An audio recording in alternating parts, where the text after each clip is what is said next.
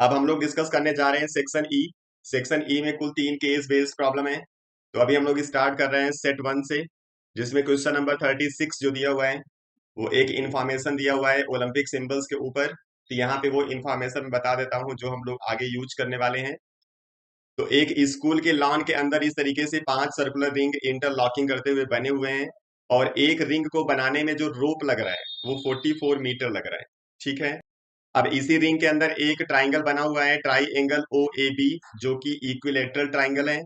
और इसी पे बेस्ड आपसे यहाँ पे 3 क्वेश्चंस किए गए हैं, तो इन्हीं का आंसर हम लोग को करना है। तो पहला यहाँ पे है find the radius of each circular ring. हर एक सर्कुलर रिंग का जो रेडियस है वो क्या होगा बताना है। तो इसको हम लोग यहाँ से बताएंगे, क्योंकि जब एक रिंग को बनाने में 44 मीटर रोप लगा होगा तो मतलब ये हो गया सरकमफरेंस। तो लिखोगे circumference of the circle means 2 pi r equal to 44 हो गया।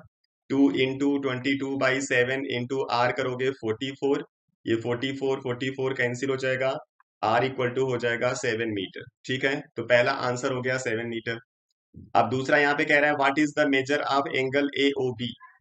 अब यहाँ पे एंगल ए ओ बी आप देख सकते हो, इस ट्राइंगल को इसने इक्विलेटरल बोल रखा है, और इक्विलेटरल में सारे एंगल इक्वल और 60 डिग्री होते हैं, इसलिए दूसरे का आंसर लिख देना है 60 डिग्री। अब तीसरे में 2 ऑप्शन, हम लोग यहाँ पे दोनों का आंसर कैलकुलेट करेंगे। पहले में बोल रहे हैं find the area of shaded region R1। और जो शेडेड रीजन R1 है यहाँ पे देख सकते हो ये मेंशन है, जिसमें शेडेड रीजन ये पूरा है। मतलब ये जो ए और बी के बीच में आपको दिख रहा होगा सर्कल टाइप का, यही आपका शेडेड नहीं है, तो इसी का एरिया बताना है। तो आप जानते हो इस पोर्शन को हम लोग बोलते हैं सेगमेंट। ठीक है, यानी कि जो सेगमेंट है वो केवल इतना पार्ट है, और इसी को डबल कर दोगे तो ये पार्ट भी आ जाएगा। तो यानी कि हमको 2 सेगमेंट का एरिया माइनस करना पड़ेगा इस सर्कल से, तो हमारा शेडेड पार्ट आ जाएगा। ठीक है, तो चलिए हम लोग लिखेंगे यहाँ पे सबसे पहले एरिया ऑफ सेगमेंट। जो एरिया ऑफ सेगमेंट होता है उसको हम लोग लिखते कैसे हैं, area of sector minus area of triangle. और ये आपको कितनी बार यूज करना है, 2 बार, क्योंकि एक सेगमेंट ये होगा एक सेगमेंट ये होगा। तो मल्टीप्लाई कर देते हैं 2 से। तो चलो इसी को सॉल्व करेंगे हम लोग।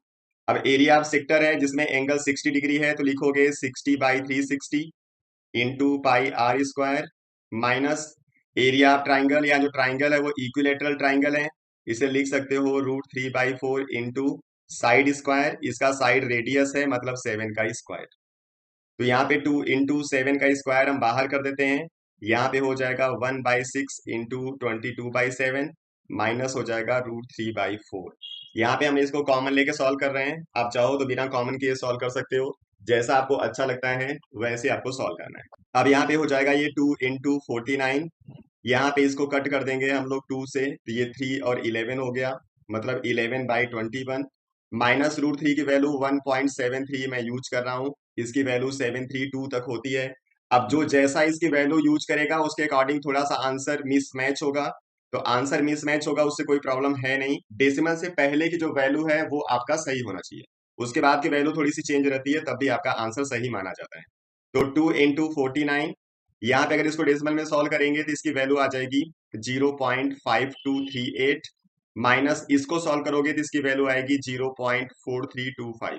अब अगर आप वैल्यू सेम भी यूज कर रहे हो, लेकिन मान लो कोई 2 डिजिट तक यूज करता है, कोई 3 डिजिट तक, तो उससे भी वैल्यू थोड़ी सी चेंज होती है, लेकिन उसको भी लगभग सही माना जाता है। इसलिए आपको केवल डेसिमल के पहले का जो रिजल्ट है वो सेम आपको चेक करना है, उसके बाद क्या आ रहा है उससे कोई फर्क नहीं पड़ता, वो आंसर आपका सही माना जाएगा। ठीक, अब यहाँ पे हो जाएगा ये 2 इंटू 49, और इसको जब माइनस करोगे तो इसका आंसर आएगा 0.0913। अब इसको जब मल्टीप्लाई कर दोगे तो आपको आंसर मिल जाएगा 8.9474। ठीक है, ये हो गया आपका एरिया ऑफ द सेगमेंट, और इसमें हमने 2 सेगमेंट यूज किया हुआ है, मतलब ये पूरा सर्कल वाला जो पार्ट आपको दिख रहा है ये आ चुका है।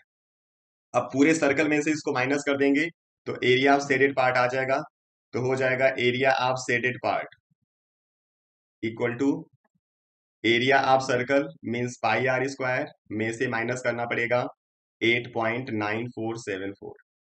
ये हो जाएगा 22/7, 7 इंटू 7 माइनस 8.9474। ये 7 कैंसिल होगा, 22 इंटू 7 करोगे तो आएगा 154, इसमें से 8.9474 माइनस कर देंगे, और जब इसको आप माइनस करते हो तो आपको आंसर मिलता है 145.0526। तो अब अगर किसी का आंसर मैच कर रहा होगा 145 के आसपास, तो उसका लगभग ये सही हो जाएगा, उसको नंबर मिल जाएगा। 44 तक भी आपको नंबर मिल जाएगा, 46 भी तक भी नंबर आपको मिल जाएगा। इससे ज्यादा वेरी ये नहीं करना चाहिए, ठीक है। चलिए, इसी का बी पार्ट है, find the length of the rope around the unshaded region. जो अनसेटेड रीजन है उसके अराउंड अगर रोप लगाना होगा तो उसकी लेंथ क्या होगी, ठीक है। अनसेटेड रीजन का मतलब हो गया केवल ये पार्ट, मतलब आपको बताना है लेंथ ऑफ द आर्क, क्योंकि इतना पोर्शन तो सेटेड हो गया, ठीक है। तो चलिए इसका हम लोग निकालेंगे आंसर। तो लिखोगे length of the unshaded region means theta by 360 into 2 pi r आपको करना है। तो थीटा यहाँ पे 60 डिग्री है, इसलिए हो गया 1/6 इंटू 2 इंटू 22/7 इंटू 7। इसी को सॉल्व कर देना है। तो ये 7 7 कैंसिल होगा, ये 3 टाइम्स में कैंसिल हो गया, आंसर आ गया 22/3। तो इतना मीटर इसका आंसर होगा। आप चाहो तो फ्रैक्शन में छोड़ सकते हो, ये इसका आंसर हो जाएगा, ठीक है। चलिए अब हम लोग चलते हैं इसके नेक्स्ट वाले प्रॉब्लम पे, क्वेश्चन नंबर 37। यहाँ पे केबल कार्स का कुछ हिसाब दिया गया है हिली एरियाज के अंदर। यहाँ पे बोला हुआ है कि टोटल जो यहाँ पे रोप की लेंथ है वो 500 मीटर यूज हुई है, मतलब पूरा जो यहाँ पे लेंथ है वो 500 मीटर इसका है। यहाँ पे कुछ पोल्स इंस्टॉल किए गए हैं इक्वल इंटरवल पे। तो कह रहा है कि जो पहला पोल लगा हुआ है वो बेस पॉइंट से 200 मीटर पे लगा हुआ है, और सब्सिक्वेंट पोल्स जो इंस्टॉल्ड है वो 150 मीटर पे इंस्टॉल्ड है। तो इसी पे बेस्ड आपको यहाँ पे कुछ आंसर्स करने हैं। तो इसका आपको मैं एक एपी बनाता हूँ, उसके बाद हम लोग डिस्कशन करेंगे। तो यहाँ पे मान लीजिए यहाँ से हमने शुरू किया और यहाँ तक हम पहुंच रहे हैं। अब यहाँ पे कह रहा है कि जो पहला पोल लगा है वो 200 मीटर पे लगा हुआ है, ठीक है। उसके बाद फिर 150 के डिफरेंस पे लगा हुआ है, यानी कि अगला जो डिस्टेंस हो जाएगा वो हो जाएगा 350, फिर अगला हो जाएगा 500, इस तरीके से ये बढ़ता जाएगा। और जो लास्ट वाला पोल लगा हुआ है वो 300 मीटर पहले तक लगा हुआ है, मतलब कि 4700 तक लगा हुआ है। उसके बाद बीच में 300 मीटर तक कोई पोल नहीं है, ठीक है। तो चलिए ये एक एपी बन गया जिसमें आपको डिफरेंस यूज करना है 150, ठीक। अब यहाँ पे प्रॉब्लम पूछा हुआ है, find the distance of 10th pole from the base. ये हमारा बेस है और ये हमारा टॉप पॉइंट है। तो बेस से कह रहा है जो 10th पोल होगा उसका डिस्टेंस क्या होगा, मतलब हम लोगों को बताना है A10। तो A10 इक्वल टू हो जाएगा A+9D, जिसमें स्टार्ट आपने 200 से किया था, तो 200 प्लस 9 इंटू 150 आपको कर देना है, मतलब इतने मीटर पे 10th पोल लगा होगा, ठीक। उसके बाद दूसरा कह रहा है find the distance between 15th pole and 25th pole, यानी 15th पोल और 25th पोल के बीच का डिस्टेंस क्या है। तो चलिए हम लोग यहाँ पे डिस्टेंस लिखेंगे, तो हो जाएगा A25 माइनस A15। अब A25 को लिखेंगे A+24D माइनस A-14D। तो A कैंसिल हो जाएगा, ये आपका आ जाएगा 10D, मतलब आपको 10D बताना है। तो ये हो जाएगा 10 इंटू डिफरेंस है 150, मतलब 1500 मीटर हो जाएगा इनके बीच का डिस्टेंस। अब थर्ड पार्ट है, find the time taken by cable car to reaches 15th pole from the top if it is moving at a speed of 5 metre per second and coming from top। अब यहाँ पे कह रहा है कि अगर ये टॉप से चलता है तो जब 15th पोल तक पहुंचेगा तो उसको पहुंचने में कितना टाइम लगेगा। यहाँ पे स्पीड बोल रखा है अगर वो 5 मीटर पर सेकेंड की स्पीड से चलता है तो सबसे पहले हम लोग क्या करेंगे, यहाँ पे टॉप से चलेंगे और 15th पोल तक का निकाल देंगे डिस्टेंस। उसके बाद उसी डिस्टेंस को स्पीड से डिवाइड कर देंगे, हमारा आ जाएगा टाइम, ठीक है। सबसे पहले हम लोग निकालेंगे डिस्टेंस। अब यहाँ पे आपको चलना है टॉप से, और जो टॉप से चलोगे तो यहाँ पे लिखा हुआ है कि जो पहला पोल लगा है वो 300 मीटर पे लगा हुआ है, क्योंकि 300 मीटर के बाद कोई पोल है नहीं टॉप की तरफ। यानी कि जो यहाँ पे एपी बन रहा है वो 300 से बन रहा है, उसके बाद 150 का डिफरेंस लिखते जाओगे, इस तरीके से एक एपी बनेगा। अब यहाँ पे भी एपी हम लोग नया फॉर्म कर रहे हैं और इधर भी हम इसको बढ़ाते जा रहे हैं, इसलिए डी आपको माइनस यूज नहीं करना है, याद रखना। क्योंकि मोस्टली जो हम लोग प्रॉब्लम सॉल्व करते हैं तो वहाँ पे एपी पहले से फॉर्म रहता है, और जब उसको हम लोग रिवर्स डायरेक्शन में यूज करते हैं तो डिफरेंस लिख लेते हैं नेगेटिव। यहाँ पे भी हम लोग डिस्टेंस जब बढ़ाते जाएंगे तो डिस्टेंस बढ़ेगा, कम नहीं होगा, और डिस्टेंस बढ़ेगा तो डी आपको पॉजिटिव रखना है। बस यहाँ पे ए आपका 200 होगा जब आप चलोगे बेस से टॉप की तरफ, और जब टॉप से बेस की तरफ चलोगे तो आपका जो फर्स्ट टर्म होगा वो 300 आपको यूज करना है, ठीक है। तो आपको बताना है A15। A15 हो जाएगा A मतलब 300 प्लस 14 इंटू डी मीन्स 150, इसको सॉल्व करोगे तो ये 300 रहेगा। 14 इंटू 150 कर दोगे तो आ जाएगा 2100। इसको प्लस कर दोगे तो आ जाएगा 2400 मीटर। यानी इतना डिस्टेंस उसको जाना है। तो अब टाइम बताना है तो टाइम इक्वल टू लिखोगे distance by speed, 2400 divided by speed है 5। अब इसको डिवाइड करोगे तो आंसर आ जाएगा 480, और ये सेकंड में आएगा। ठीक है। अब इस 480 सेकंड को अगर आपको मिनट में चेंज करना है तो 60 से डिवाइड कर दो, तब आ जाएगा 8 मिनट। यानी 8 मिनट में वो 15 पोल तक पहुंच जाएगा। अब इसी का जो और वाला पार्ट है वो है find the total number of poles installed along the entire journey. पूरी जर्नी में कुल कितने पोल्स लगे हुए हैं ये बताना है। ठीक है। तो अब पोल का काउंट चाहो तो बेस की तरफ से भी निकाल सकते हो और टॉप की तरफ से भी निकाल सकते हो, दोनों तरफ से आंसर सेम आएगा। बस एक चेंज आपको करना है, वो चेंज क्या होगा समझ लीजिए। जब आप बेस की तरफ से चलोगे तो 4700 के बाद कोई पोल नहीं है, इसलिए एन आपको कंसीडर करना होगा 4700। और अगर आप टॉप से बेस की तरफ चलोगे तो 300 से स्टार्ट करना होगा, और 200 मीटर के बाद कोई यहाँ पे पोल नहीं है, इसलिए डिस्टेंस टोटल यूज होगा 4800, क्योंकि 200 मीटर के बीच में फिर कोई पोल नहीं लगाना है। तो चाहे जिधर से आंसर निकालोगे आंसर सेम आएगा। अभी हम स्टार्ट से मतलब कि बेस पॉइंट से चल रहे हैं, तो यहाँ पे जो एन होगा वो 4700 होगा, इसी के लिए हमको बताना है एन। तो लिखेंगे हम लोग 4700 equal to A means 200 plus n-1 into difference 150। ये 200 माइनस हो गया तो हो गया 4500। 150 से इसको डिवाइड कर देंगे तो आंसर होगा ये n-1। ये हो जाएगा 30 प्लस 1 कर दोगे तो ये n हो जाएगा। n मतलब 31, यानी कुल 31 यहाँ पे पोल लगे होंगे। ठीक है। आप दूसरी तरफ से आंसर निकाल के चेक कर लेना, 31 ही आंसर आएगा। ठीक है। चलिए हम लोग चलते हैं क्वेश्चन नंबर 38 पे। Drone was use to facilitate movement of an ambulance. यहाँ पे एक इंफॉर्मेशन दी हुई है जिसमें कह रहा है कि हाईवे के ऊपर एक एम्बुलेंस खड़ा है और यहाँ पे ड्रोन के थ्रू यहाँ पे एक्सीडेंट हुआ है जहाँ पे कुछ फैसिलिटी प्रोवाइड की जा रही है। तो ये पॉइंट पी है जहाँ पे एक्सीडेंट हुआ है, और इसी के ठीक ऊपर यहाँ पे ड्रोन है। ठीक है। और इसका जो यहाँ से हाइट बोल रहा है वो 100 मीटर है। ठीक है। और कह रहा है कि एम्बुलेंस से जो ड्रोन का एंगल ऑफ डिप्रेशन है वो 30 डिग्री बना हुआ है। ठीक। और इसी पे बेस्ड आपको कुछ यहाँ पे आंसर करने हैं, जिसमें पहला है represent the above situation with the help of diagram. तो डायग्राम तो लगभग मैंने यहाँ पे बना दिया है, एक बार और फिर मैं बना देता हूँ इसको। ये पॉइंट ऑफ एक्सीडेंट पी है, ये एम्बुलेंस का पॉइंट है, और ये ड्रोन का पॉइंट है। इस तरीके से इसको एम्बुलेंस की तरफ से हमने जोड़ रखा है। ये पूरा बेस है, और कह रहा है कि जो एंगल ऑफ डिप्रेशन है ये 30 डिग्री है, मीन्स ये भी 30 डिग्री हो जाएगा। ये आपका 100 मीटर बोल रखा है। अब इसी पे बेस्ड हम लोग यहाँ पे आंसर करेंगे। तो पहला तो पूछा हुआ था कि इसको आपको डायग्राम के थ्रू दिखाना है, तो हमने डायग्राम बना दिया, मतलब पहला हो गया। दूसरा कह रहा है find the distance between the ambulance and the site of accident P. आपको √3 की वैल्यू 1.73 यूज करनी है, यानी आपसे ये पूरा डिस्टेंस पूछा हुआ है। ठीक है। चलिए निकाल दीजिए। हम लोग लिखेंगे tan 30 degree equal to perpendicular means 100 by base means P A. अब tan 30 की वैल्यू होता है 1/√3 इक्वल टू लिखेंगे 100 बाई पी ए। तो जो पी ए है वो हो जाएगा 100 इंटू 1.73, मतलब 173 मीटर। ठीक है। तो दूसरा आंसर हो गया 173 metre.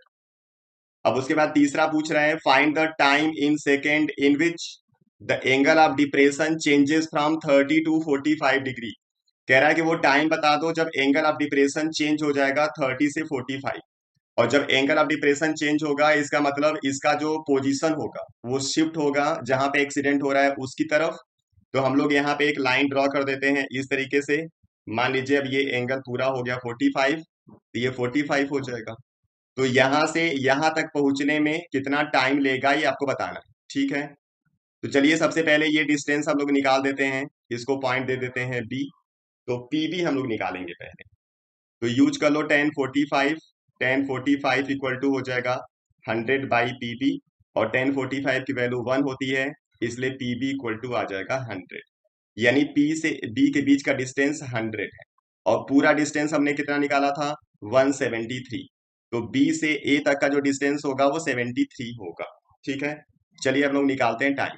Distance between P and B हो गया 73 मीटर। ये कैसे हुआ मैंने बता दिया, 173 में से 100 हमने माइनस कर दिया है, तो डिस्टेंस ये हो गया।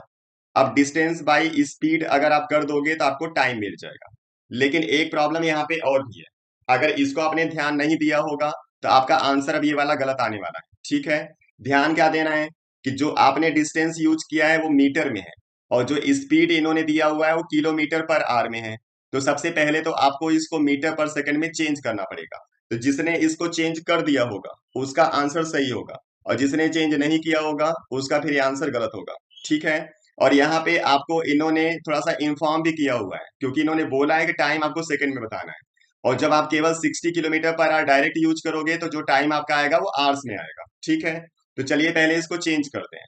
और नाइन्थ क्लास में आपने पढ़ा होगा किलोमीटर पर आवर को मीटर पर सेकंड में चेंज करने के लिए बस 5/18 से आपको करना होता है मल्टीप्लाई। और जब इसको 5/18 से मल्टीप्लाई कर दोगे तो इसका आंसर क्या होगा देख लीजिए। इसको 6 से कट कर देते हैं तो ये हो गया 10, ये हो गया 3, मतलब 50/3 हम लोगों को यूज करना है। ठीक है, तो चलिए यूज कर लीजिए। तो टाइम टी इक्वल टू लिखेंगे 73/50/3, तो हो जाएगा 73 इंटू 3/50। 73 इंटू 3 करोगे तो हो जाएगा 219/50, और इसको सॉल्व करोगे तो आंसर आ जाएगा 4.38 सेकेंड। ठीक है, ये हो गया फर्स्ट पार्ट। अब इसी में आर वाला कह रहा है how long in second will the ambulance take to reach point P from a point T on a highway such that angle of depression of the ambulance at T is 60 degree. अब ये कह रहा है एक नया point कोई T है, ये टी हम लोग यहाँ ले लेते हैं। अब कह रहा है इस टी पॉइंट से इसको पी तक पहुंचना है। तो जब टी पॉइंट से पी तक पहुंचेगा तो कितना टाइम लेगा ये टाइम आपको बताना है। और पूरा एंगल ऑफ डिप्रेशन यहाँ से यहाँ तक 60 डिग्री है। ठीक है, तो 60 डिग्री के लिए सबसे पहले हम लोग डिस्टेंस निकालेंगे। स्पीड आपको पता ही है, टाइम निकल जाएगा। तो अभी हम डिस्टेंस निकाल रहे हैं। तो डिस्टेंस कैसे निकालोगे, tan 60 degree equal to perpendicular 100 है, और ये डिस्टेंस आपको पीटी चाहिए। √3 equal to 100/PT, means PT यहाँ पे हो जाएगा 100/√3। ठीक है, √3 आगे हम यूज कर लेंगे अभी। अब हम लोगों को बताना है यहाँ पे क्या, टाइम। तो टाइम इक्वल टू हो जाएगा डिस्टेंस 100/√3 बाई स्पीड मीन्स 50/3।